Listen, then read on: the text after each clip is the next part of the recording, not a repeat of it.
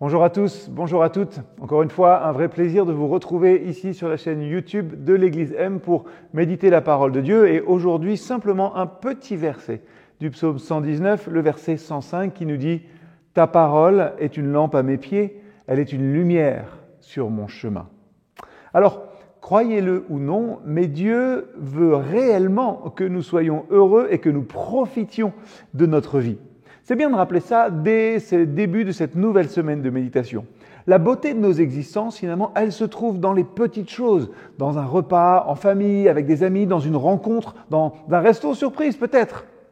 Et je crois que la beauté de notre foi se manifeste aussi dans les petites choses, dans les petites victoires, dans les petites obéissances qui produisent dans nos vies de grands changements. Si nous souhaitons vraiment laisser briller nos lumières, nous devons prendre au sérieux tous les aspects de notre vie dans ce monde.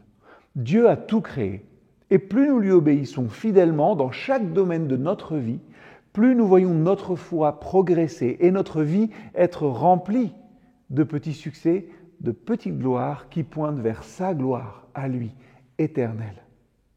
Oui, curieusement, Dieu exige de nous que nous soyons fidèles un peu avant de nous confier beaucoup.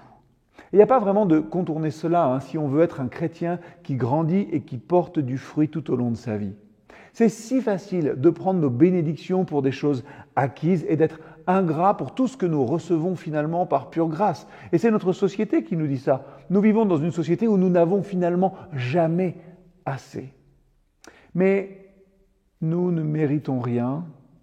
Nous n'avons droit à rien finalement en dehors du royaume de Dieu, en dehors de sa volonté. Et nous ne sommes même pas certains, c'est vrai, de voir un autre jour. Alors, commençons à vivre la vie que Dieu veut que nous vivions aujourd'hui. Ce qui ne peut être fait que par l'obéissance à la parole de Dieu, par amour sincère. Donc, un défi aujourd'hui, étudiez et apprenez à la connaître cette parole. C'est la base concrète pour apprendre à connaître Dieu et apprendre à connaître son vrai caractère. Et ne négligez pas aussi d'approfondir votre chemin en devenant intime avec l'Éternel par la prière, en recherchant sa voix, en passant du temps de qualité en sa présence, chaque fois que cela est possible. Trouvez un endroit calme, un endroit qui vous convient pour être en communion avec Jésus et permettez-lui alors de vous guérir, de vous renouveler, de vous ramener finalement sur le chemin où vous étiez censé marcher avec lui tout le long, celui où sa lumière brille. Je vous invite à prier ce matin ensemble. Seigneur, merci d'avoir marché avec moi dans les grandes et les petites étapes de ma vie. Je sais que tu me conduis sur un bon et sur un droit chemin.